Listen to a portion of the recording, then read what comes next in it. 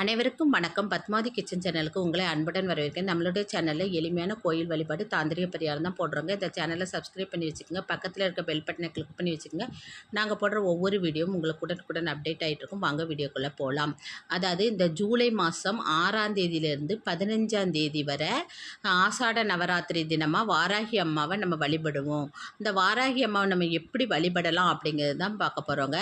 அதாவது இந்த 6ஆம் தேதி நீங்கள் சனிக்கிழமை வருது, அந்த நாள்லே நீங்கள் இந்த வழிபாடை துவங்கிக்கலாம். அப்படி 9 நாளும் வழிபட முடியாதுன்னு நினைக்கிறவங்க முக்கியமான ஒரு 3 நாளில் வழிபடலாம். அதாவது வாராகி அம்மாவுக்கு ரொம்ப உகந்த நாளான பஞ்சமி நாளில் வழிபடலாம். பஞ்சமிங்கிறது 10ஆம் தேதி வருதுங்க. ஜூலை 10ஆம் தேதி அன்னைக்கு வழிபடலாம். அதுக்கப்புறம் அஷ்டமி தேதியில் வழிபடலாம்.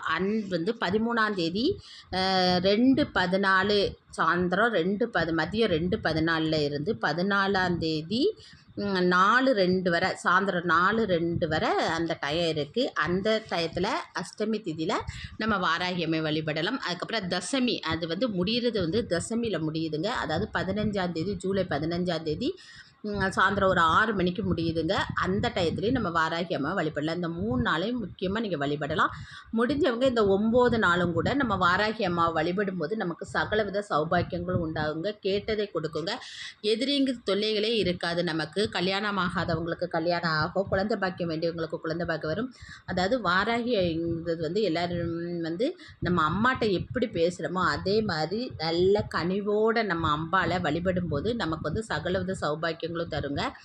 இது முன்னாலேயே நம்ம வாராகிங்கிறது யாருன்னு பார்த்தீங்கன்னா, சப்த கன்னிகள் 7 பேர் உண்டுங்க. அந்த சப்த கன்னியில் ஒருத்திங்க தான் வாராகி. நிறைய கோயிலில் நீங்கள் பார்த்துருப்பீங்க, சப்த கன்னிப்பார்னு போர்டு எழுதி வச்சுருக்கோம். அதில் வாராகி அம்மா இருக்கிறத பார்த்துருப்பீங்க. நிறைய பேர் அந்த வாராகி அம்மாவுக்கு ஒரு மஞ்சள் நூல் எடுத்து அதில் நிறைய மஞ்சள், அதாவது விரலி மஞ்சளை கட்டி அது மாலையாக போட்டிருப்பாங்க. கல்யாணம் ஆகாதவங்கள்லாம் கோயிலில் போய் இப்படி வாராகி அம்மாவுக்கு மஞ்சள் நூல் எடுத்து அதில் ஒரு 9, 5 அப்படிங்கிற ஒத்தப்படை நம்பரில், அதாவது விரலி மஞ்சள் எடுத்து கட்டி அம்பாளை பஞ்சமி நாள்லேயோ இல்லைன்னா அஷ்டமி நாள்லேயோ வழிபடும்போது கல்யாணம் கூடிய விரைவில் திருமணம் ஆயிருங்க.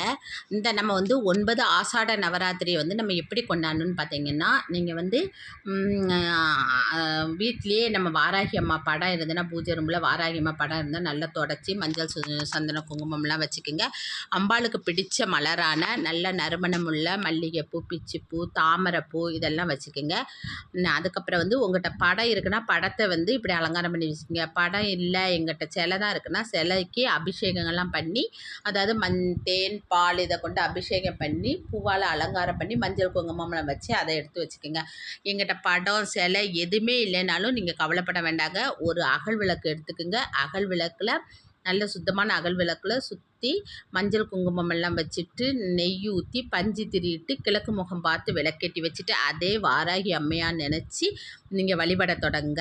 அம்பாளுக்கு பிடிச்ச நெய்வேத்தியமாக நம்ம பாலில் கொஞ்சோண்டு சர்க்கரை ஏலக்காய் போட்டு அதை கூட நெய்வேத்தியமாக வச்சுக்கலாம்.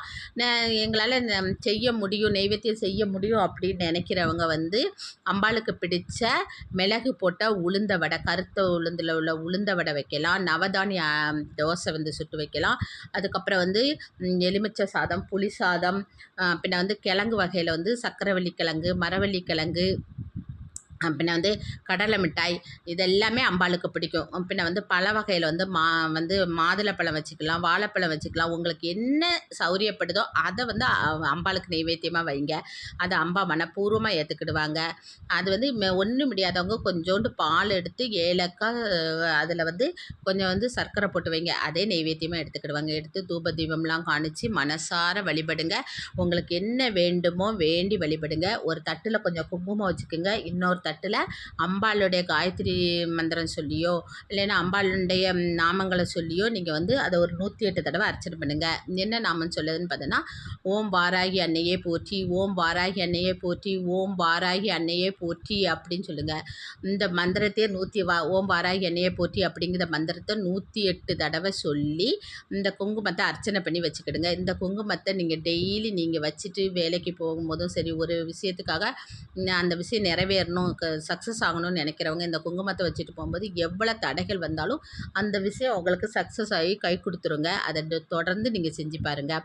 இப்படி தொடர்ந்து நீங்கள் வந்து வழிபாடுங்க. இந்த 9 நாளும் வழிபட முடியாதவங்க முக்கியமான 3 நாளில் வழிபடுங்க. அதான் நான் சொன்ன மாதிரி அந்த பஞ்சமி நாள்லேயும், அஷ்டமி நாள்லேயும், தசமி நாள்லேயும் வழிபடுங்க.